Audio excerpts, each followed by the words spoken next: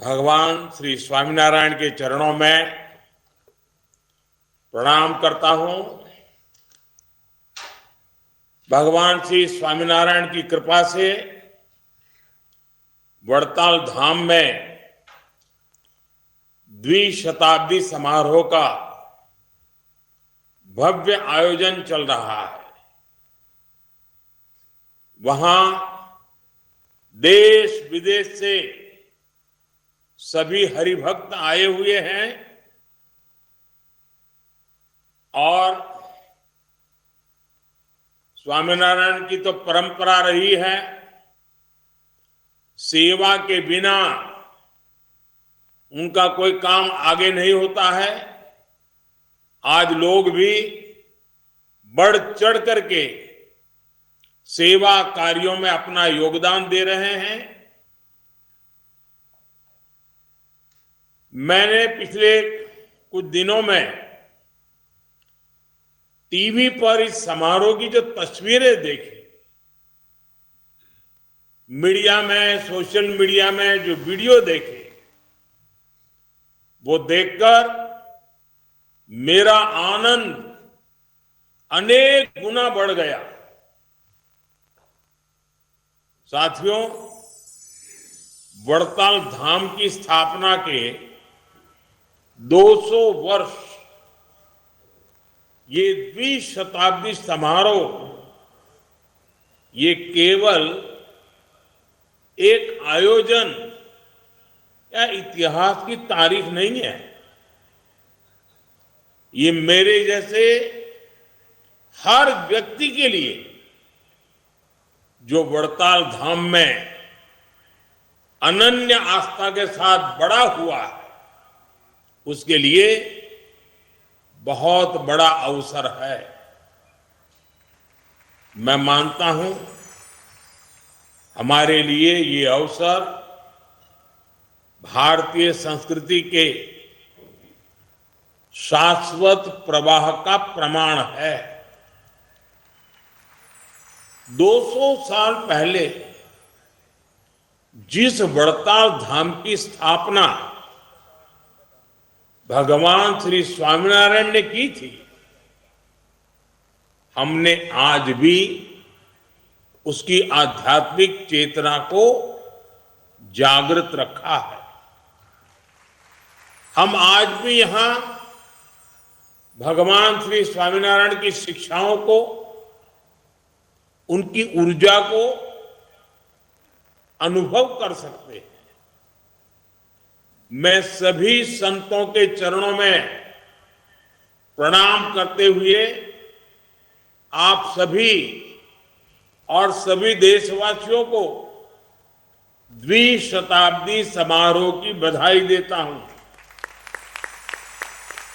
मुझे खुशी है कि भारत सरकार ने इस मौके पर 200 रुपये का चांदी का एक सिक्का और स्मारक डाक टिकट भी जारी किया है। ये प्रतीक चिन्ह आने वाली पीढ़ियों के मन में इस महान अवसर की स्मृतियों को जीवंत करते रहेंगे। साथियों, भगवान स्वामीनारायण से जुड़ा हर व्यक्ति जानता है कि इस परंपरा से मेरा संबंध कितना गहरा है। हमारे राकेश जी बैठे हैं वहां, उनसे मेरा नाता कैसा है, कितना पुराना है, वो कभी आपको बताएंगे। ये रिश्ता आत्मिक भी है, आध्यात्मिक भी है और सामाजिक भी है। जब मैं गुजरात में था, तब संतों का सानिध्य और सत्संग मेरे लिए सहज उपलब्ध रहता था। वो मेरे लिए एक सौभाग्य की पल होती थी और मैं भी उस पल को जी भर के जीता था। स्वामीनारायण भगवान की कृपा से आज भी किसी न किसी रूप में, प्रत्यक्ष नहीं तो परोक्ष रूप से, वो क्रम तो चलता ही रहता है। कई अवसरों पर मुझे संतों के आशीर्वाद का सौभाग्य मिलता रहा है। राष्ट्र के लिए सार्थक चिंतन का अवसर मिलता रहा। मेरी इच्छा थी कि मैं आज स्वयं वड़ताल धाम इस पवित्र उत्सव में उपस्थित होता। મારી ઈચ્છા તો ઘણી હતી, તમારા બધા વચ્ચે બેસું, જૂની જૂની બધી વાતો યાદ કરું, અને સ્વાભાવિક છે તમને ગમે મને ગમે, लेकिन जिम्मेदारियां और व्यस्तता के चलते ये संभव नहीं हो सका। लेकिन मैं हृदय से आप सबके बीच ही हूं। मेरा मन अभी पूरी तरह से वड़ताल धाम में ही है। साथियों, श्रद्धेय संतगण, हमारे भारत की ये विशेषता रही है कि यहां जब जब भी मुश्किल समय आया है, कोई न कोई ऋषि, महर्षि, संत, महात्मा उसी काल में अवतरित हुआ। भगवान स्वामीनारायण का आगमन भी एक ऐसे समय में हुआ था जब देश सैकड़ों वर्ष की गुलामी के बाद कमजोर हो चुका था, अपने आप में विश्वास खो चुका था, खुद को ही कोसने में डूबा हुआ था। तब भगवान स्वामीनारायण ने हमें, उस कालखंड के सभी संतों ने हमें नई आध्यात्मिक ऊर्जा तो दी ही, उन्होंने हमारे स्वाभिमान को जगाया, हमारी पहचान को पुनर्जीवित किया। इस दिशा में शिक्षा पत्री और वचनामृत का योगदान बहुत बड़ा है। उनकी शिक्षा को आत्मसात करना, उसे आगे बढ़ाना, ये हम सबका कर्तव्य है। मुझे खुशी है कि वड़ताल धाम आज इसी प्रेरणा से मानवता की सेवा और युग निर्माण का बहुत बड़ा अधिष्ठान बन चुका है। इसी वड़ताल धाम ने हमें वंचित समाज से सगराम जी जैसे भक्त दिए हैं।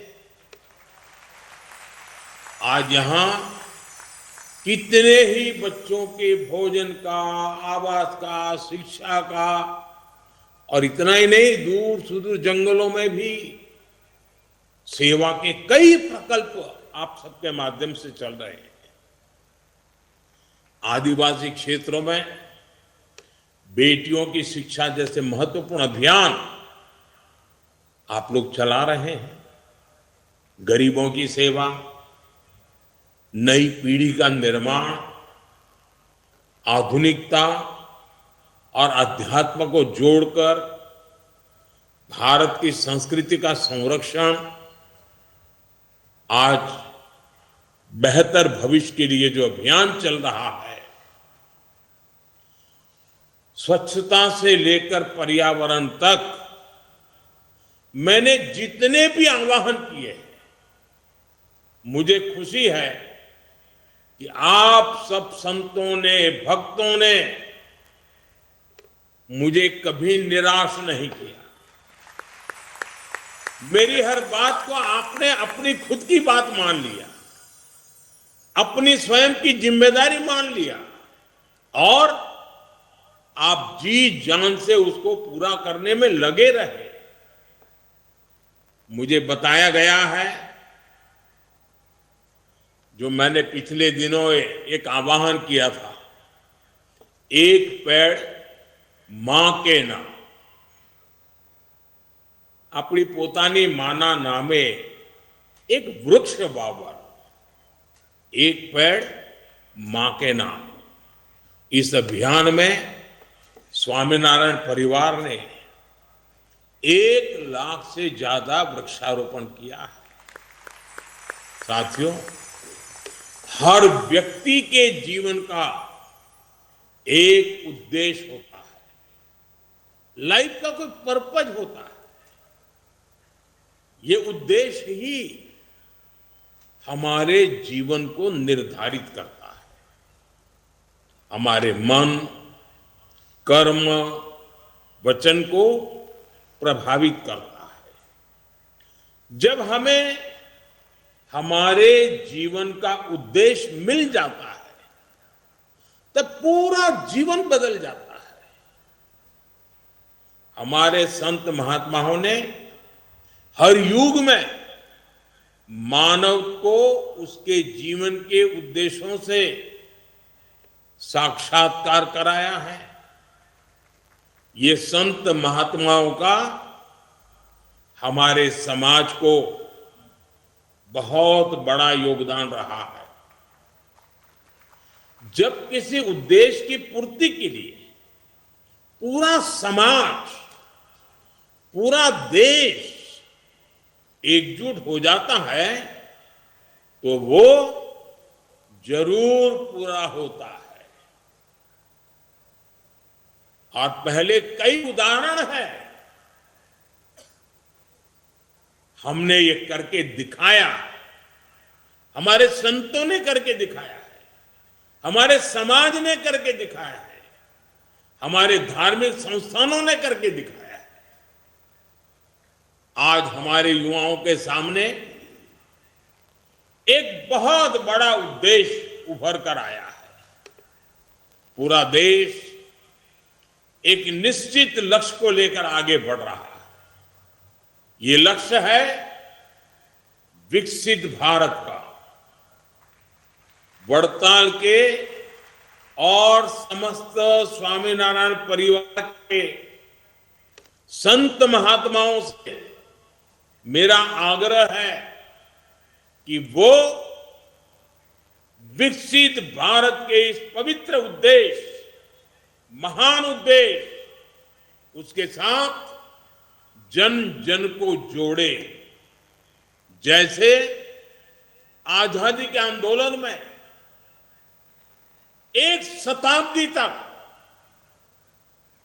समाज के भिन्न भिन्न कोने से आजादी की ललक, आजादी की चिंगारी देशवासियों को प्रेरित करती रही।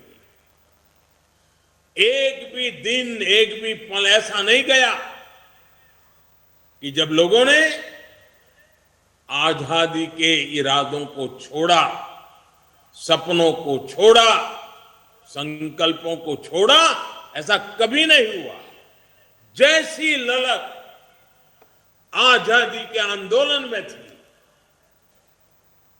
वैसी ही ललक, वैसी ही चेतना विकसित भारत के लिए 140 करोड़ देशवासियों में हर पल होना जरूरी है।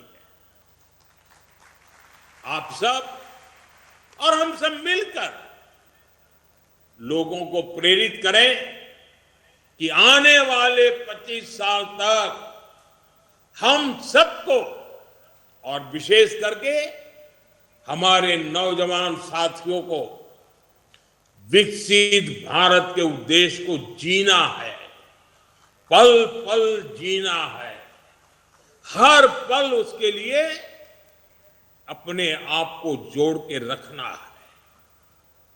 इसके लिए जो जहां है वहीं से अपना योगदान देना शुरू कर दे।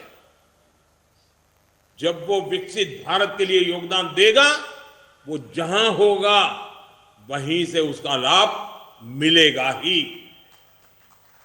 अब जैसे हम लगातार कहते हैं कि विकसित भारत बनने की पहली शर्त है हमें आत्मनिर्भर भारत बनाना।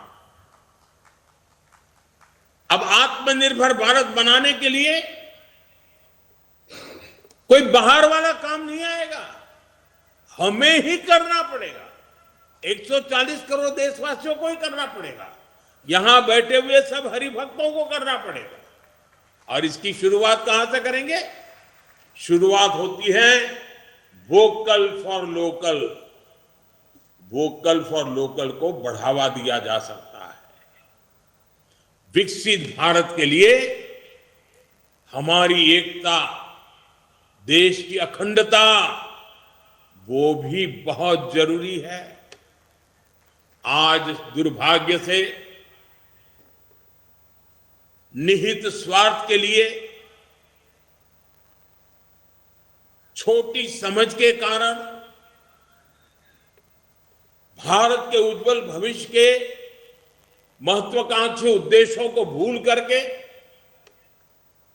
कुछ लोग समाज को जाति में, धर्म में, भाषा में, ऊंच और नीच में, स्त्री और पुरुष में, गांव और शहर में न जाने किस प्रकार से टुकड़े टुकड़े टुकड़े में बांटने की साजिश चल रही है। जरूरी है कि देश विरोधियों की इस चेष्टा को हम उसकी गंभीरता को समझे, उस संकट को समझे और हमें सबने मिलकर के ऐसे कारनामों को पराजित करना ही होगा। हमें मिलकर के नाकाम करना होगा। साथियों, भगवान श्री स्वामीनारायण ने हमें बताया है कि बड़े लक्ष्य कठोर तप से हासिल होते हैं। उन्होंने हमें बताया राष्ट्र को निर्णायक दिशा दिखाने की क्षमता युवा मन में होती है। उन्होंने हमें सिखाया कि युवा राष्ट्र का निर्माण कर सकते हैं और करेंगे। इसके लिए हमें सशक्त, समर्थ और शिक्षित युवाओं का निर्माण करना होगा। विकसित भारत के लिए हमारे युवा सशक्त होने चाहिए। स्किल्ड युवा हमारी सबसे बड़ी ताकत बनेंगे। हमारे युवाओं की ग्लोबल डिमांड और बढ़ने वाली है। आज मैं विश्व के जिन जिन नेताओं से मिलता हूं, ज्यादातर नेताओं की अपेक्षा रहती है कि भारत के युवा, भारत का स्किल्ड मैन पावर, भारत के आईटी सेक्टर के नौजवान उनके देश जाएं, उनके देश में काम करें। पूरा विश्व भारत के युवाओं के सामर्थ्य से आकर्षित है। ये युवा देश ही नहीं बल्कि विश्व की जरूरतें भी पूरी करने के लिए तैयार होंगे। इस दिशा में भी हमारे प्रयास राष्ट्र निर्माण में बहुत सहायक होंगे। मैं एक और आग्रह भी आपसे करना चाहता हूं। स्वामीनारायण संप्रदाय हमेशा नशा मुक्ति पर बहुत काम करता रहा है। युवाओं को नशे से दूर रखना, उन्हें नशा मुक्त बनाने में हमारे संत, महात्मा, हरिभक्त बहुत बड़ा योगदान कर सकते हैं। युवाओं को नशे से बचाने के लिए ऐसे अभियान और ऐसे प्रयास हमेशा जरूरी होते हैं, हर समाज में जरूरी होते हैं, देश के हर कोने में जरूरी होते हैं, और ये हमें निरंतर करना होगा। साथियों, कोई भी देश अपनी विरासत पर गर्व करते, उसका संरक्षण करते हुए ही आगे बढ़ सकते हैं। और इसलिए हमारा तो मंत्र है, विकास भी विरासत भी। हमें खुशी है कि आज हमारी विरासत के हजारों साल पुराने केंद्रों का गौरव लौट रहा है। जिसे नष्ट मान लिया गया था, वो फिर से प्रकट हो रहा है। अब अयोध्या का उदाहरण हम सबके सामने है। 500 साल के बाद एक सपना पूरा होना मतलब 500 साल तक कितनी ही पीढ़ियों ने उस सपने को जिया है, उस सपने के लिए जूझते रहे हैं, जरूरत पड़ी बलिदान देते रहे हैं, तब जाके हुआ है। आज काशी का और केदार का जो कायाकल्प हुआ है, ये उदाहरण हमारे सामने है। हमारे पावागढ़ में 500 साल बाद धर्म ध्वजा फहरी, 500 साल बाद। हमारा मोढेरा का सूर्य मंदिर का उदाहरण देख लीजिए, आज हमारा सोमनाथ देख लीजिए, चारों तरफ एक नई चेतना, नई क्रांति के दर्शन हो रहे हैं। इतना ही नहीं, हमारे देश से चोरी हुई सैकड़ों साल पुरानी मूर्तियां कोई पूछने वाला नहीं था। आज ढूंढ ढूंढ करके दुनिया से हमारी जो मूर्तियां चोरी गई, हमारे देव देवताओं के रूपों को चोरी कर लिया गया था, वो वापस आ रही है, हमारे मंदिरों में लौट रही है। और हम गुजरात के लोग तो धोलावीरा को लेकर के कितना गर्व करते हैं, लोथल को लेकर के कितना गौरव करते हैं। ये हमारे प्राचीन गौरव की विरासतें हैं। अब उसको भी पुनः स्थापित करने का काम हो रहा है। और भारत की सांस्कृतिक चेतना का ये अभियान, ये केवल सरकार का अभियान नहीं है। इसमें इस धरती को, इस देश को प्यार करने वाले, यहाँ की परंपरा को प्यार करने वाले, यहाँ की संस्कृति का गौरव करने वाले, हमारे विरासत के गुणगान करने वाले, हम सबका दायित्व है, हम सबकी बहुत बड़ी भूमिका है। और आप तो बहुत बड़ी प्रेरणा दे सकते हैं। वड़ताल धाम में भगवान स्वामीनारायण की प्रासंगिक वस्तुओं का म्यूजियम अक्षर भुवन, ये भी इसी अभियान का हिस्सा है। और मैं इसके लिए आप सबको बहुत बधाई देता हूं, क्योंकि म्यूजियम नई पीढ़ी के लोगों को बहुत ही कम समय में परिचित करवाता है। मुझे विश्वास है अक्षर भुवन भारत के अमर आध्यात्मिक विरासत का एक भव्य मंदिर बनेगा। साथियों, मैं मानता हूं कि इन प्रयासों से ही विकसित भारत का उद्देश्य पूरा होगा। जब 140 करोड़ भारतीय एक समान उद्देश्य को पूरा करने के लिए जुट जाएंगे, तो इसे आसानी से हासिल कर सकेंगे। इस यात्रा को पूरा करने में हमारे संतों का मार्गदर्शन बहुत महत्वपूर्ण है। और जब इतनी बड़ी मात्रा में हजारों संत यहां बैठे हैं, देश विदेश से आए हुए हरिभक्त यहां बैठे हुए हैं, और जब मैं अपने ही घर में एक प्रकार से आज जब बातें कर रहा हूं, तो मैं एक और काम के लिए भी आपको जोड़ना चाहता हूं। इस बार प्रयागराज में पूर्ण कुंभ हो रहा है। 12 साल के बाद ये पूर्ण कुंभ आता है। हमारे भारत के महान विरासत है। अब तो विश्व ने भी इस विरासत को स्वीकार किया हुआ है। 13 जनवरी से करीब 45 दिन तक 40-50 करोड़ लोग इस कुंभ मेले में आते हैं। मैं आपसे आग्रह करता हूं कि आप ये काम कर सकते हैं। विश्व भर में आपका काम है। विश्व के अनेक देशों में आपके मंदिर हैं। क्या आप तय कर सकते हैं कि इस बार ये कुंभ का मेला क्या होता है, क्यों होता है, इसके पीछे क्या सामाजिक सोच रही हुई है, वहां लोगों को शिक्षित करें। और जो भारतीय मूल के नहीं है,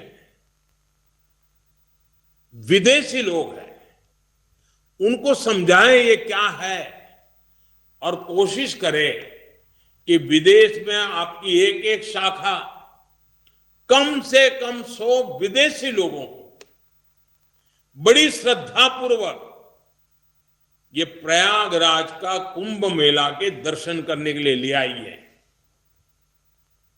पूरे विश्व में एक चेतना प्रगटाने का काम होगा और ये आप आसानी से कर सकते हैं। मैं फिर एक बार वहां खुद नहीं आ पाया हूं, इसके लिए क्षमा मांगते हुए आपने वीडियो कॉन्फ्रेंस से भी आप सबके दर्शन मुझे दिए। मुझे सब संतों के दर्शन करने का मौका मिला।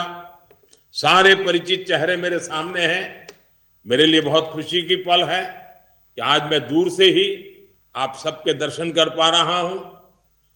इस द्विशताब्दी समारोह के लिए मेरी तरफ से आपको बहुत बहुत शुभकामनाएं, बहुत बहुत बधाई। आप सबका धन्यवाद। जय स्वामीनारायण।